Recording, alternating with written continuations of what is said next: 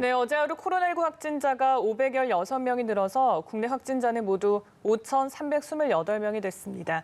한편 코로나19 사태가 한 달 이상 지속되면서 국민 과반이 일상이 정지했다고 느끼는 것으로 나타났습니다. 관련 내용 전문가와 더 깊이 살펴보겠습니다. 명승권 국립암센터 가정의학과 교수 나오셨습니다. 안녕하십니까? 네, 어서 오세요. 네, 안녕하십니까? 네, 이렇게 전해드린 대로 어제 516명이 추가가 됐습니다. 전체 확진자 5,328명이 됐는데요. 현 상황 좀 어떻게 보고 계십니까? 네, 지금 오늘 숫자가 이제 516명 증가했는데요.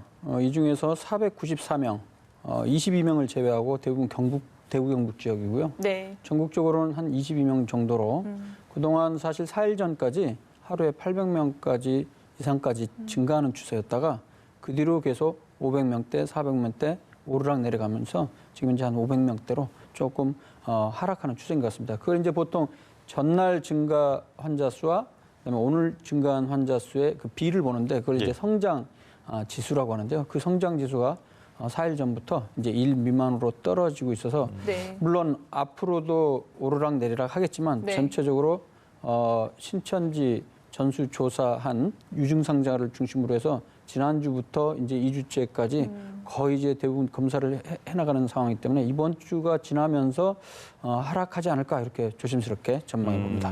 네, 그래서 그런지 정세균 총리가 앞으로 2, 3일 내에 조금의 변화가 있지 않을까라고 생각해 본다고 얘기하셨는데 네. 교수님도 이와 동일한 생각이신 건가요? 네, 그렇습니다.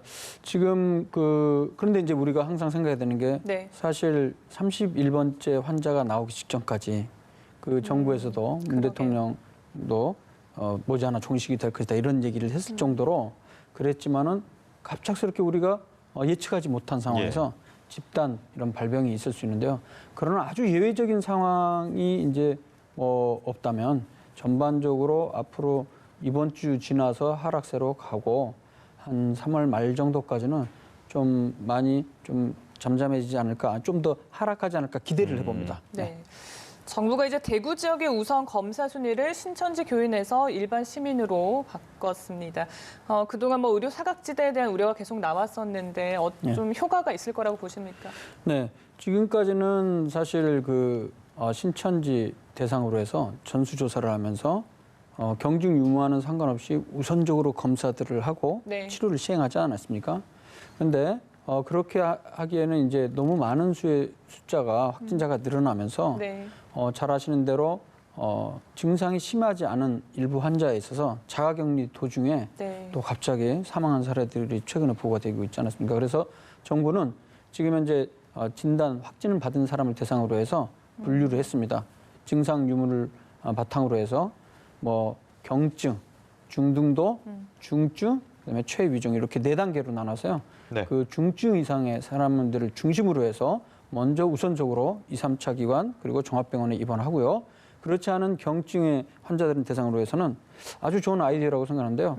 그전에는 자가격리하라고 그랬었는데 좀 불안하지 않습니까? 네. 그렇습니다. 그런데 생활치료센터라는 것을 만들어서 각 시에 있는 어떤 연수원 그런 데를 활용을 해서 지금 현재 생활치료센터에서 자가격리자들을 관찰을 합니다. 네. 의료진이 관찰을 하는 거죠. 네. 그것이 이제 대구 같은 경우는 이제 6곳이고 그다음에 이제 그 군 병원도 이용을 하고 있다고 하고 있습니다. 네. 근데 네. 아직 많이 부족하지 않습니까, 병상이? 네. 그래서 이제 이 경우에는 아까 말씀드렸던 대로 그 확진자들의 증상 유무를 바탕으로 해서 그 위중도를 잘 구분을 해서 네. 심하지 않은 경우는 조기 퇴원을 시키고 생활치료센터에서 관찰하는 그런 방법도 있겠습니다. 예, 알겠습니다. 그런가 하면 오는 8일에 신천지 대구 신도 중에서 무증상자의 격리가 해제되는데요. 그동안 무증상자 중에서도 확진받은 사례가 있기 때문에 딱 3주째거든요. 네. 전파 걱정 더 이상 안 해도 되는 건가요? 네, 일단 100% 안 해도 된다 이렇게 얘기할 수는 없겠죠. 아주 일부에서는 재활성화가 되면서 네. 다시 증상이 나타나는 경우도 일부 보고가 됐거든요. 일단은 한 2주, 기본적으로 최대 잠복기를 2주로 잡았기 때문에 2주면 괜찮은데 좀 더 확실하게 하기 위해서 지금 3주까지 늘려서 이번에 격리를 했었는데요. 일반적으로 전반적으로 큰 문제는 없을 것입니다. 네. 그런데 그 3주 기간에 맨 처음엔 증상이 없다가 자가격리만 하다가 다시 또 증상이 생길 가능성도 있거든요. 그래서 정부에서는 지금 증상 유무를 다시 한번 파악을 해서 네. 재분류를 한다고 합니다. 네, 당분간은 좀 조심할 필요가 있을 것 같고요. 다만 이제 희망적인 소식이 좀 들려왔는데 청도 대남병원 그 중증으로 분류됐던 환자의 완치 소식이 들렸습니다. 사실 이곳에서 또 많은 사망자가 발생을 했었기 때문에 좀 시사하는 바가 있을 것 같아요. 네, 그렇습니다. 사실 조금 안타까운 게 청도 대남병원에서 폐쇄 정신병동에서 확진자가 거의 100명 정도 가까이 나왔었고 그 안에서 초기에 사망자들이 뭐 5명까지 아마 나왔던 걸로 제가 기억을 하는데 네. 지금 이번처럼 이 환자분 같은 경우에는 그 청도대남병원에 중증으로 입원해 있다가 바로 국립중앙의료원으로 이송이 됐습니다. 상태가 악화돼서. 예. 그래서 치료를 잘 받고 산소 치료를 통해서 이번에 퇴원하게 되는데요. 이 사례를 보면 현재 청도대남병원이라든지 어떤 그 2차 기관에 입원해 있는 사람들 중에서 위중한 경우에는 종합병원이나 아니면 그 상급병원에 좀 이송해서 적극적인 관리를 해주는 것이 좀 필요하지 않을까 그렇게 생각합니다.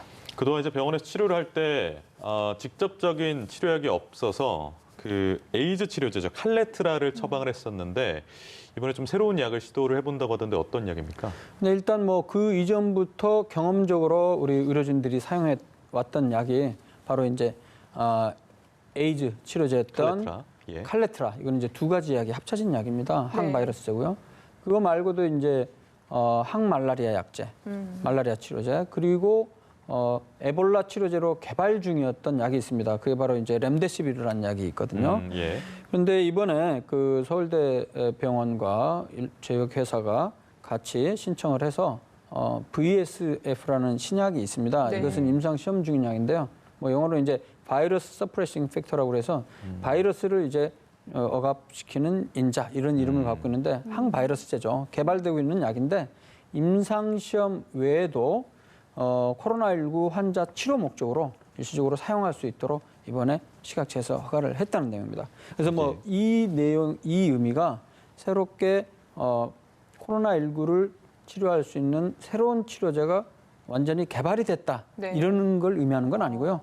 우리 환자에게 기존의 다른 약제로 개발 중이었던 그런 약들을 지금 사용하는데 승인을 했다는 말입니다. 네, 그래도 다소 반가운 소식이 아닌가 싶은데 다만 일각에서 여러 가지 가짜 뉴스가 퍼지고 있지 않습니까? 일각에서 뭐 비타민 C로 코로나19를 치료할 수 있다 이런 소문이 퍼졌었는데 이게 과학적인 근거가 있는 겁니다. 네, 진짜 요즘 그 코로나19 관련해서 일부 언론이나 아니면 인터넷 등에 그 가짜 뉴스, 왜곡 보도 이런 게 너무 많습니다.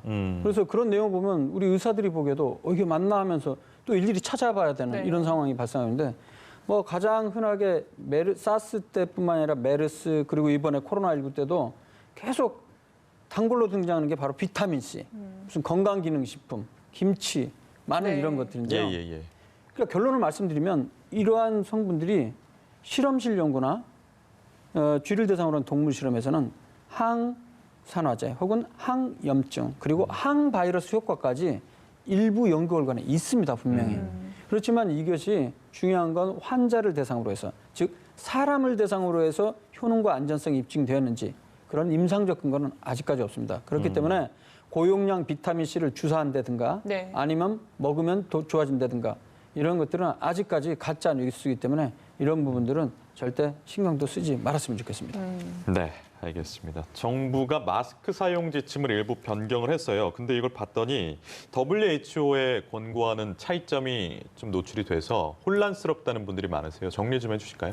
네, 사실은 뭐 마스크는 일회용입니다, 일반적으로. 네. 그래서 한 번이라는 개념은 뭐 약간 범위가 넓긴 하지만 보통 하루 정도 썼으면 다음 날은 또 새로운 걸로 갈아야 되지 않습니까? 근데 이제 오염적인 마스크는 재사용 가능하다. 그리고 면 마스크도 사용할 수 있다라고 이제 정부에서 방침을 바꿨습니다. 이것은 아마도 잘 아시는 대로 마스크 대란이 일어나는 상황에서 네. 지금 수급이 많이 부족한 상황입니다. 그렇기 때문에 한시적으로 아주 위험하지 않는 범위 내에서 대략적으로 약간 완화를 둔 규정이라고 생각을 합니다. 이 부분과 관련해서 사실은 마스크 저는 개인적으로 네. 예. 마스크에 대해서 사실 잘 아시는 대로 논란이 많아요. 과연 효과가 있냐 없냐. 네. 예를 들어서 미국 질병관리본부 즉 CDC는 기본적으로는 일반인들에게 있어서 마스크는 굳이 사용할 필요 없다. 네. 큰 효과도 없다. 다만 이제 위험 요인, 고위험군이라든가 아니면 그 실내에서 사람 많이 모인 공간에서는 권장할 수 있다. 이 정도 수준이거든요. 우리나라 그 질병관리본부도 약간 비슷합니다. 사실은 모든 사람에게 쓰라고 되어 있지 않고요. 예. 기본적으로 고령, 노령자, 그렇죠? 노인, 기저질환자. 임산부, 기저질환자, 예. 그리고 현재 호흡기 증상이 있는 사람, 네. 그리고 의료기관을 방문할 때는 마스크를 필수적으로 착용하십시오라고 돼 있지 모든 사람에게 쓰라고 돼 있지는 않거든요. 예를 들어서 우리가 야외에서 혼자 지나가고 있는데 그때도 굳이 마스크를 쓸 필요 있냐? 없다는 거죠. 왜냐하면 기본적으로 코로나19라는 거는 그 홍역이나 아니면 그 독감 같은 경우는 비말이라고 해서 기침 재채기뿐만이 아니고 공기로도 떠다니는 바이러스에 의해서 감염이 될 수 있거든요. 공기 감염. 네. 근데 현재로서는 코로나19가 공기 감염이라는 근거는 현재 없습니다. 바로 아주 밀접한 접촉 상태에서 장시간 동안 대화를 하면서 기침이나 재채기를 통해서 비말을 통해서 전염이 되는 거기 때문에 혼자 있거나 외부 바깥에 생활할 때는 굳이 쓸 필요가 없다는 것이죠. 그래서 이런 규정인데 그럼에도 불구하고 좀 불안하거든요. 예, 예. 그러니까 많은 사람들이 지금 안 쓰는 사람이 없을 정도고 저조차도 버스나 이런 거 탈 때 보면 안 쓰면 좀 불안한 느낌이 좀 드는데요. 가장 최근에 나온 연구 결과를 보면요. 네. 기존에 나온 연구 결과를 종합해 보면 그 독감을 그 예방하는 데 있어서 일반적으로 손 위생을 사용하지 않고 즉 손 씻기를 잘 안 하고 그냥 단순한 마스크 사용은 뭐 독감 예방에 별로 도움이 안 된다는 임상시험 결과들이 나오고 있습니다. 그래서 결론적으로는 네. 의료인이나 질병이 있는 분들은 호흡기 증상 있는 분들은 그 사람들에 있어서 감염성 호흡기 질환의 위험성을 낮출 수 있다는 근거는 있지만 네. 일반 건강인들은 크지는 않기 때문에 그런 부분을 생각을 한다면 마스크를 뭐 미리 사재기를 해서 여러 장 사는 것이 아니고 필요한 사람들이 사용할 수 있도록 우리가 좀 생각을 좀 바꾸는 게 좋지 않을까 그런 생각을 좀 해봤습니다. 네, 마스크 수급이 참 정말 어려운 상황인데 지금 여러 사람이 뭐 일부에서 여러 약국을 돌아다니면서 중복 구매하는 그런 사례도 있지 않았습니까? 그래서 정부가 이를 막기 위해서 DUR이라는 시스템을 활용할 계획이라고 하던데 이게 어떤 시스템인가요? 네, 지금 그 DUR이란 거는 우리 의사들이 진료를 할 때 차트에 보면 어떤 제가 약을 처방을 하지 않습니까? 예, 예. 그럼 간혹 이게 화면이 팝업창이 떠요. 이 약은 며칠 전에 다른 의원에서 똑같은 약이 처방이 됐다. 네. 중복 처방도 뜨고요. 뭐 그다음에 어떤 뭐 임산부나 고령에 있어서는 이 약은 뭐 금기입니다. 그리고 용량이 너무 많습니다. 이런 것들이 뜨는데 이 시스템은 이제 DUR이라고 합니다. DUR은 이제 드럭 유틸리제이션 리뷰라고 해서 적정 약 사용 이런 개념인데 예. 여기에 그러니까 어떤 분 약사분이 아이디어를 냈다고 그런 얘기가 있더라고요. 예, 네. 그러니까 여기에 약처럼 마스크도 약국에서 관리를 하면서 네. 한 개인이 너무 중복해서 많이 사는 사재기를 예방하기 위해서 DUR 시스템을 도입하는 게 어떨까 이런 의견을 제시했는데 제가 알기로는 실제로 빠르면 2, 3일 안에 예, 예. 네. 이 시스템을 도입을 한다고 합니다. 이걸 통해서 이번에 그 마스크 대란이 일어나면서 사람들이 오히려 더 불안에 빠져 있는데요. 제가 앞서 말씀드렸듯이 마스크 자체가 완전 예방책의 능사는 아닙니다. 더 중요한 건 마스크보다 저는 더 중요한 거는 손을 정말 자주 씻는 손 위생이 손 더 씻기. 중요하다고 생각을 네. 합니다. 알겠습니다. 일단 그렇게 되면 지금은 우체국이나 농협에서 판매하는데 DUR이 적용이 되고 나면 이제 약국에서만 판매하게 되는 거겠네요. 네, 그렇게 되겠죠. 지금 알겠습니다. 말씀을 잠깐 하셨지만 우울감을 요즘 호소하시는 분들이 굉장히 많아요. 뭐 일상이 멈춘 것 같은 기분이다. 뭐 그런 좀 우울증, 네. 그런 막 부작용이랄까요? 그런 것들을 호소하시는 분들이 많은데 이에 대해서는 어떻게 보십니까? 그런 얘기들을 많이 하고 있고 뭐 여기 앵커님도 그렇고 저도 네. 좀 그런 기분이 좀 들어요. 예, 맞아요. 예, 이런 뭐 코로나19에 대해서 우리가 사실은 어느 누구도 새로운 감염성 질환이기 때문에 잘은 모릅니다. 그 전문가들조차 이 코로나19에 대한 정체 앞으로 어떻게 될지 잘 모르기 때문에 불안하긴 한데요. 하지만 뭐 이런 생각을 해봤으면 좋겠어요. 다행히도 우리가 중요한 거는 이게 그냥 앓고 지나가면 아무 문제가 없는 거잖아요. 감기처럼. 예, 그렇죠? 맞습니다. 근데 우리가 불안해하는 거는 이것 때문에 사망자가 발생하기 때문에 즉 치사율이 문제가 되는데 네. 일단 단순 비교를 하자면 치사율 자체는 이제 이 종식이 되고 완료가 된 다음에 정확한 값이 나올 수 있습니다만 대략적으로 현재 우리나라에서는 0.6%의 치사율이 나오고 있고요. 중국 같은 경우는 이제 3.7%대, 그리고 그 외 나라에서는 이제 뭐 1% 내외로 되는데 네. 대략 1% 정도로 나오고 있습니다. 반면에 이제 우리 그 폐렴 같은 경우에는 사망률이 치사율이 대략 5%에서 10%까지도 보고가 되고 있어요. 근데 우리는 폐렴은 약도 있고 뭐 그 백신도 있고 치료제도 있는 상황에서도 치사율이 그 정도인데 지금 이 코로나19 같은 경우는 그게 없는 상황에서 1% 미만으로 만약에 최종적으로 나오게 된다면 우리가 그 폐렴과 비교했을 때 예. 그렇게 공포감에 그렇게 빠질 필요는 없지 않은가라는 생각이 들고요. 더 우리가 또 기대를 해보는 거는 백신과 치료제가 개발이 된다면 더 치사율도 낮추고 네. 그럴 수 있지 않나. 그런 또 긍정적인 생각을 좀 해봤으면 좋겠습니다. 너무 막연한 불안감을 가질 필요 없다 이런 말씀이신 것 같은데요. 다만 이제 예방을 위해서 사회적 거리두기가 강조되고 있지 않습니까? 네. 어떤 방법들이 있습니까? 네, 며칠 전부터 이제 사회적 거리두기 이런 새로운 개념들이 용어들이 나타나기 시작했는데요. 네. 영어로도 이제 소셜 디스턴싱이라고 해서 디스턴스 거리를 두자는 거죠. 한마디로 얘기하면 가능하면 집에 있자 이런 말이거든요. 예. 그러니까 기존에 이제 심지어 학교 가는 것도 이제 지금 이제 휴교 네. 혹은 그 계약을 연기하는 상황이 있는 것처럼 학교 폐쇄라든가 아니면 심각하게는 이제 직장을 폐쇄한다든가 그런 부분도 있고 그다음에 종교 집회 같은 것도 좀 자제하는 거고 대중 모임을 줄이는 것 이런 것들이 이제 사회적 거리두기인데 그것은 실제 방역 그 개념에 있어서 효과가 있다고 이미 나와 있습니다. 연구 결과를 통해서도 이러한 사회적 거리두기를 통해서 최소한 20, 30%에서 많게는 8, 90%의 발병률을 낮추는 것으로 보고가 되고 있거든요. 좀 어려운 시기긴 하지만 당분간 한 1, 2주 동안 사회적 거리두기를 좀 실천하는 것들이 실제 이 사태를 좀 잦아들게 하는데 좋은 방법이 아닐까 생각을 합니다. 네. 네, 마지막으로 정리하는 질문 드리겠습니다. 네. 코로나19 사태 지금 한 달 동안 숨가쁘게 진행이 되어 왔는데 앞으로 언제까지 갈 거라고 전망하세요? 이걸 뭐 100% 맞출 수 있는 사람은 없겠죠. 예. 근데 대략적으로 이전에 우리 경험들을 보고 그다음에 이 바이러스가 완전 새로운다기보다는 감기 바이러스 중에 하나였던 코로나 바이러스였고 사스, 메르스 같은 코로나 바이러스 계열인 걸로 봤을 때 사스와 메르스 같은 경우는 우리나라에 한해서는 종식이 됐습니다. 예. 그래서 종식이 될 가능성이 일단 높아 보인다고 저는 생각을 합니다. 하지만 이게 언제 종식이 되냐는 우리가 예측하기는 어렵지만은 일단 봄 혹은 이제 여름 정도까지 갈 가능성은 있어 보이고요.